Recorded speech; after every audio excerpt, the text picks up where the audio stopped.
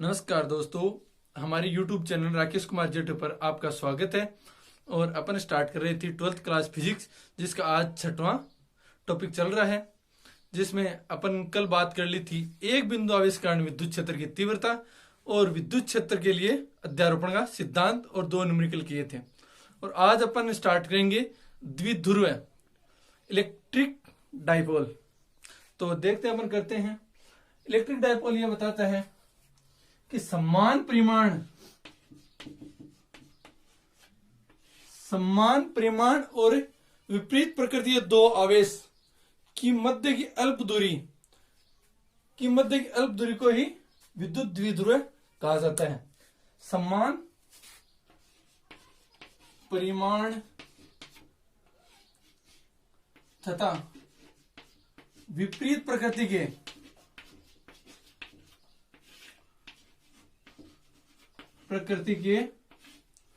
दो आवेश, विपरीत प्रकृति के दो आवेशों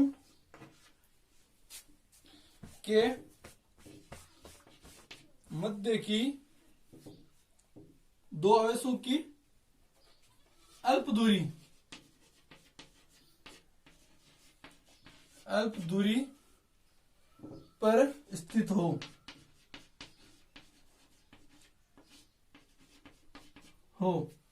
तो विद्युत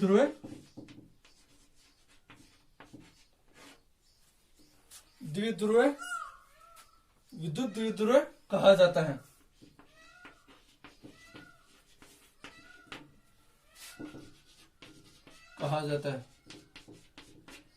जैसे देखो, ये है समान परिमाण, जैसे ये ले लिया,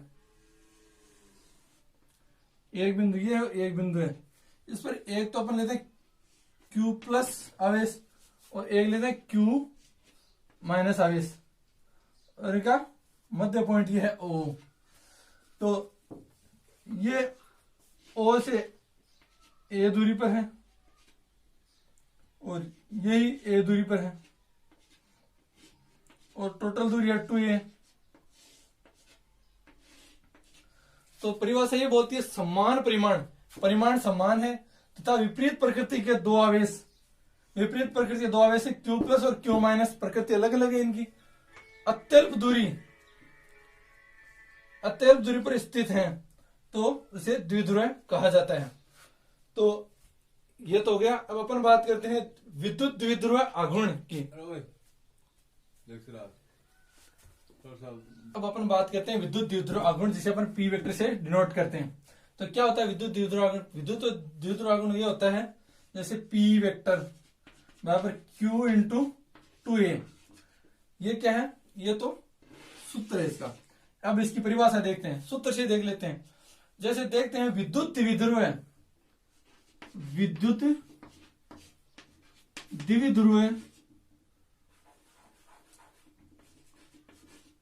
द्विध्रुव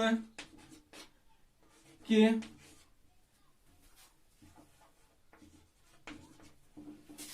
किसी एक आवेश का परिमाण तथा दोनों आवेशों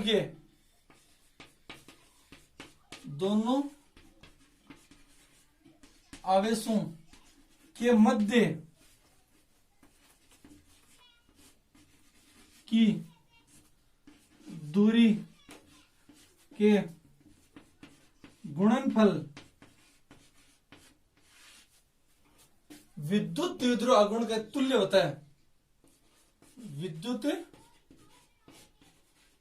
द्विध्रुव आघूर्ण के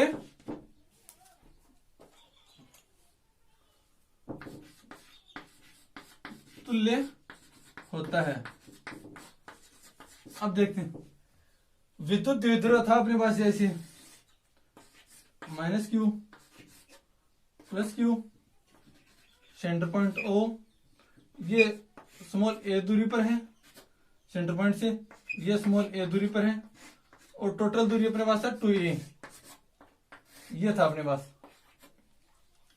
तो ये देखते हैं विद्युत द्विध्रुव के किसी एक आवेश का परिमाण, जैसे मान लें इसके लिए लेते हैं ओ बिंदु पर एक, इसका परिमाण प्लस क्यू आवेश के कारण का परिमाण, दोनों आवेशों के मध्य की दूरी का गुणनफल, दोनों आवेश के मध्य की दूरी क्या है 2a के गुणनफल के विद्युत द्विध्रुवागुण के तुल्य होता है। विद्युत द्विध्रुवागुण क्या था, पी वेक्टर था, तो यह है पी वेक्टर बराबर क्यू क्रॉस 2a, पी गुणा 2a। यह एक सदिश राशि होती है, विद्युत द्विध्रुवागुण है ना, वो एक सदिश राशि होती है, सदिश राशि होती है। और ये विद्युत द्विध्रुव की दिशा है ना, जिसकी दिशा विद्युत द्विध्रुवागुण की, ये ऋणात्मक से धनात्मक की ओर होती है, की ओर होती है। विद्युत द्विध्रुव की दिशा ना वो ऋणात्मक से माइनस क्यू आवेश से प्लस क्यू आवेश की ओर होती है। और इसका मात्रक होता है कूलम इंटू मीटर, मात्रक कूलम इंटू मीटर। और इसकी विमा होती है M1 विमा, M1 L1 T1 A1, नहीं M0 L1 T1 A1 होती है इसकी, कूलम की और मीटर की, इन दोनों की निकाल लेते हैं। और ये हो गया अपने पास विद्युत द्विध्रुव आघूर्ण। अब अपन बात, तो अपना नेक्स्ट टॉपिक है विद्युत बल रेखाएं। विद्युत बल रेखाएं क्या होती हैं, जैसे विद्युत क्षेत्र में खींचा गया वह काल्पनिक पथ जिस पर परीक्षण आवेश गति करने को बाध्य है। जैसे अपन बात करते हैं विद्युत क्षेत्र में खींचा गया, विद्युत क्षेत्र में खींचा गया वह काल्पनिक पथ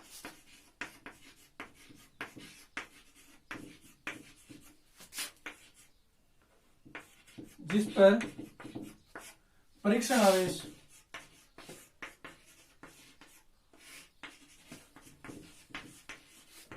गति करने के लिए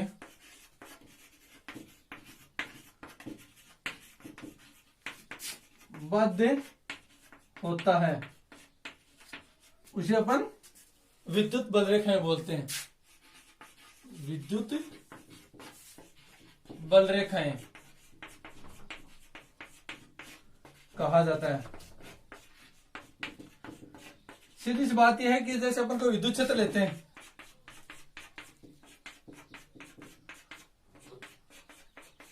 जब अपन ये विद्युत क्षेत्र ले लिया,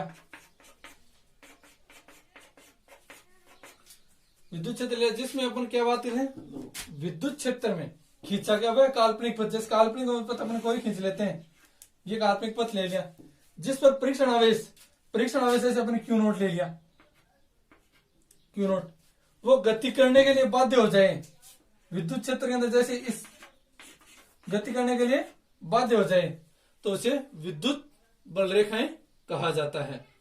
अब अपना नेक्स्ट टॉपिक है विद्युत बल रेखाओं के गुण। अपन बात करते हैं, नेक्स्ट टॉपिक है विद्युत बल रेखाओं गुण। इसमें पहला गुण यह है कि विद्युत बल रेखा धनावेश से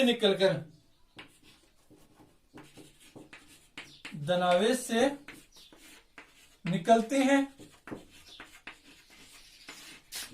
और ऋणावेश में प्रविष्ट होती है।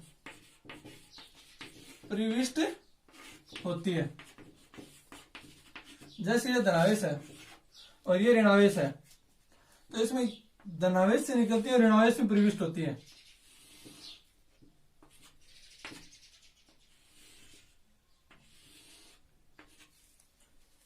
धनावेश से निकलती है और ऋणावेश में प्रविष्ट होती है। अब दूसरे इसकी विद्युत बल रेखाएं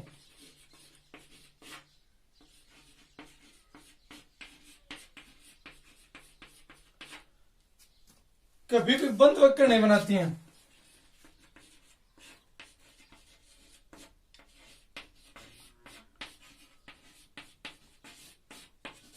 जैसे धनावेश से निकली और धनावेश में अगर वापस घुस गई, ऐसा बंद वक्र नहीं बनाती है। धनावेश से निकलकर ऋणावेश में प्रविष्ट होती है, कभी भी बंद वक्र नहीं बनाती है। तो तीसरी है, विद्युत बल रेखाओं की आकृति सरल रेखी होती है।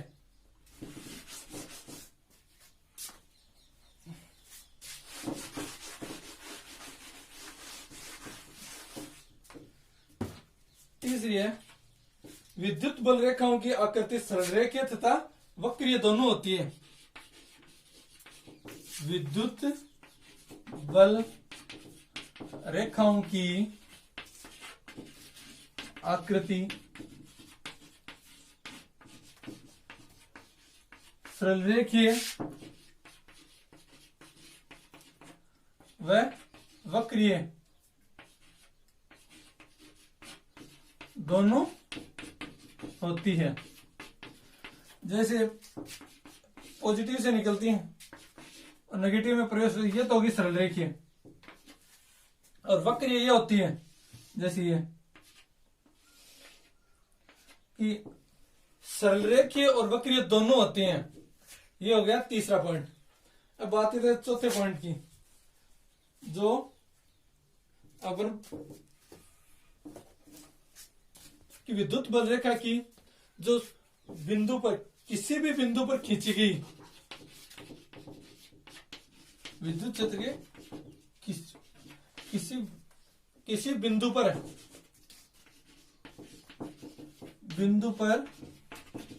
खींची गई स्पर्श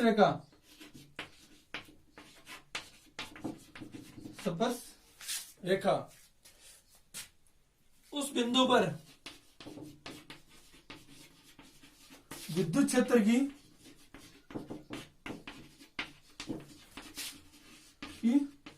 दिशा को बताती है। चौथा पॉइंट यह था कि किसी बिंदु पर खींची गई स्पर्श रेखा उस बिंदु पर विद्युत क्षेत्र की दिशा को बताती है। जैसे अपने विद्युत क्षेत्र ये लिया,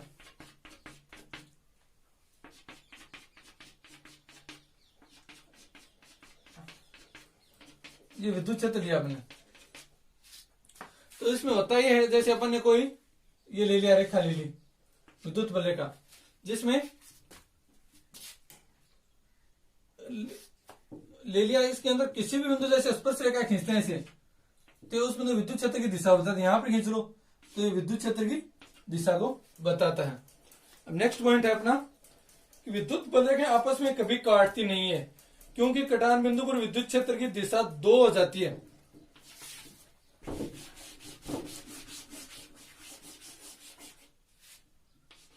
विद्युत बल रेखाएं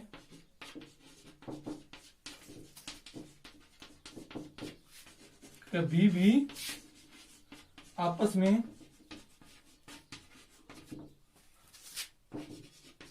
काटती नहीं है, क्योंकि कटान बिंदु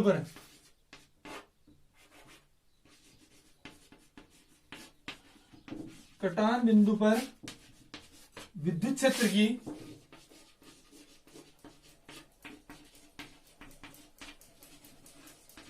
दो दिशाएं हो जाती हैं।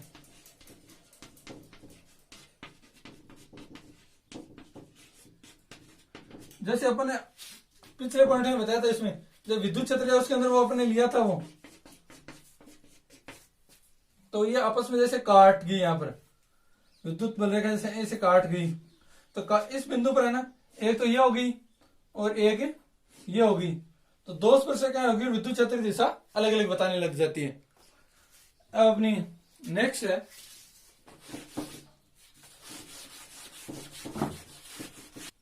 अब अपना छठवां पॉइंट। छठवां पॉइंट ये बताता है कि अल्प दूरी पर स्थित धनावेश तथा F दूरी पर स्थित धनावेश तथा ऋणावेश के कारण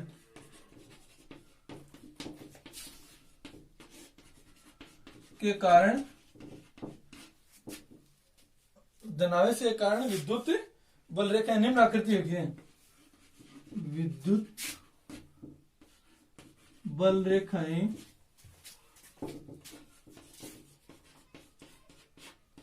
निम्न आकृति होती है।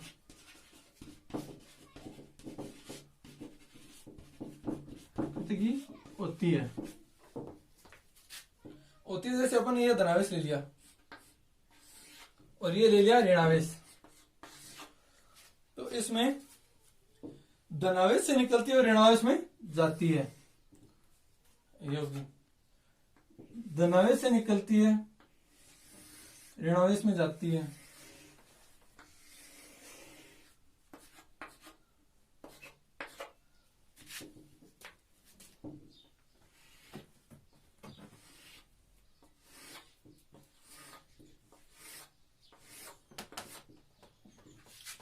धनावेश से तो निकलती है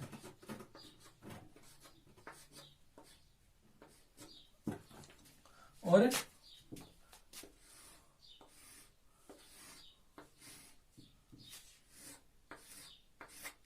ऋणावेश में प्रविष्ट होती है।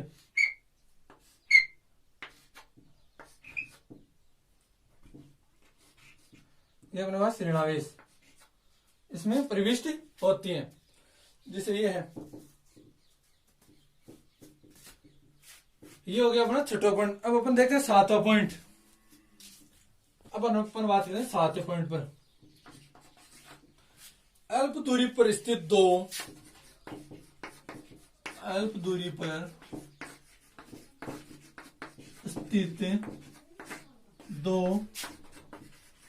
धनावेशों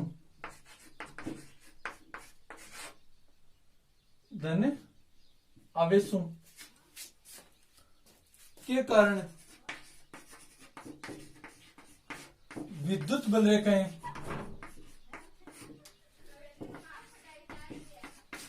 रेखाएं निम्न आकृति की होती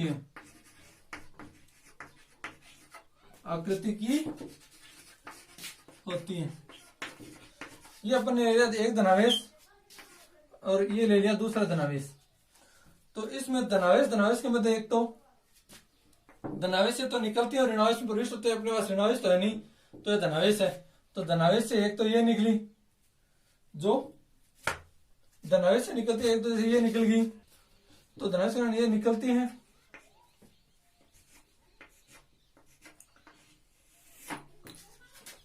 और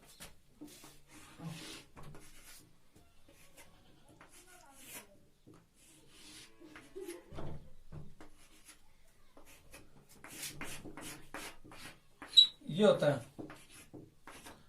ये आकृति बनती है जैसे धनावेश के बीच में विद्युत बल रेखा ही, क्योंकि इन दोनों में पॉजिटिव में प्रतिकर्षण होता है, इसलिए ये दोनों घूमकर ऊपर की ओर चली जाती है और ये नीचे की ओर आ जाती हैं, इसलिए अपना पथ बदल लेती हैं। अब हम नेक्स्ट टॉपिक की बात नेक्स्ट की बात करते हैं, जो अपना है 8वां।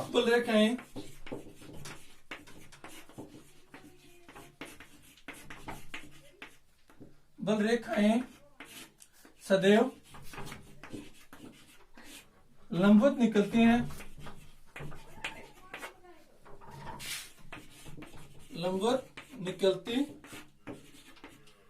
विद्युत बल रेखा सदैव आवेश से लंबवत निकलती है। विद्युत बल रेखा सदैव आवेश से लंबवत निकलती है। आवेश से लंबवत निकलती है तथा लंबवत ही प्रविष्ट होती है। लंबवत ही परिविष्ट होती है। जैसे अपन ये कोई आवेश लिया तो इसे लंबवत ही निकलेगी। जैसे किस साइड में निकाल लो लंबवत ही निकलेगी। वो तो अपन वक्राकार बनाते हैं तो थोड़ी निकलने के बाद बनाते हैं, लेकिन इससे तो लंबवत ही निकलेगी। अब लास्ट गुण है इसका 9, वो देखते हैं। 9 विद्युत बल रेखाओं की दिशा समान। विद्युत बल रेखाओं की दिशा समान तथा उनके मध्य की दूरी समान। मध्य की दूरी समान हो तो इसे